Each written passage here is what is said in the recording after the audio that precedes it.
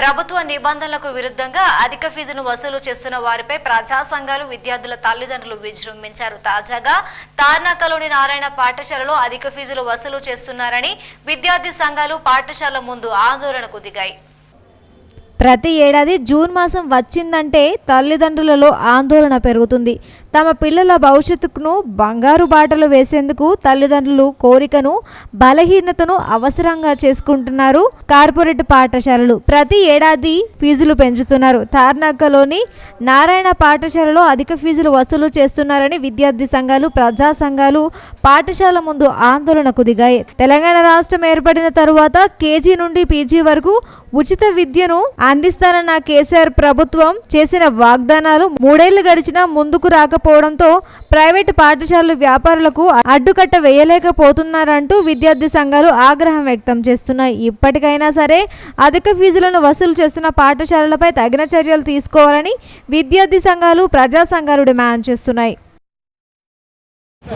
స్కూళ్ళు నారాయణ చైతన్యలో అధిక ఫీజుల దోపిడీ చేస్తూ ఉన్నారు.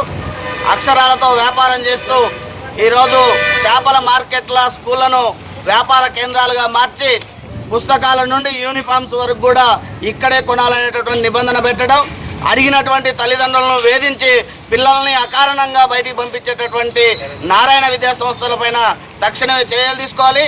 ఈరోజు రైట్ టు ఎడ్యుకేషన్ యాక్ట్ ప్రకారం పేద విద్యార్థులకు 25% సీట్లు ఉచితంగా ఇవ్వాలని ఉన్నా కానీ నారాయణ యాజమాన్యం పాటించకపోవటం దుర్మార్గం. కాబట్టి ప్రభుత్వం తక్షణమే దాని మీద చర్యలు తీసుకోవాలి. ఈ స్కూల్ కూడా రికగ్నైజేషన్ లేకుండా నడుస్తూ ఉంది. తక్షణమే దీన్ని మూసివేయాలని చెప్పేసి పేరెంట్స్ అసోసియేషన్గా మేము డిమాండ్ చేస్తూ ఉన్నాం.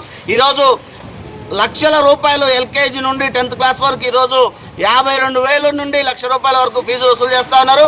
ఒలింపియాడ్, ఈటెక్నో అనే స్మార్ట్ ఫేర్లు ఉండొద్దని ప్రభుత్వ నిబంధనలు ఉన్నప్పటికీ కూడా ఈరోజు నారాయణ టెక్నో లేకపోతే నారాయణ ఒలింపియాడ్ అని పేర్లు పెడతా ఉన్నారు.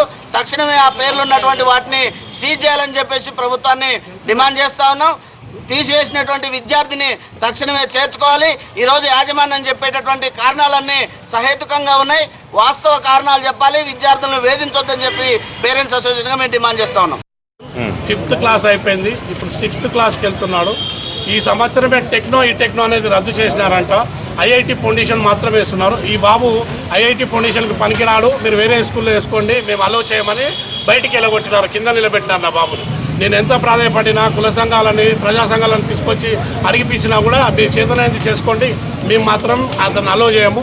ఆయన నానా విధాలుగా గొడవ చేసినాడు. వాళ్ళు బాబు చదవలేడని చెప్పేసి పంపిస్తున్నారు. నేనన్నా మా బాబు ఏమన్నా మూగవాడా, చెవిటివాడా, హ్యాండిక్యాప్డా, ఏ రకంగా అతన్ని మీరు డిస్క్వాలిఫై చేసినారు చదవడని చెప్పి మీరు ఎట్లా నిర్ణయించినారు అని చెప్పేసి అడిగినాము.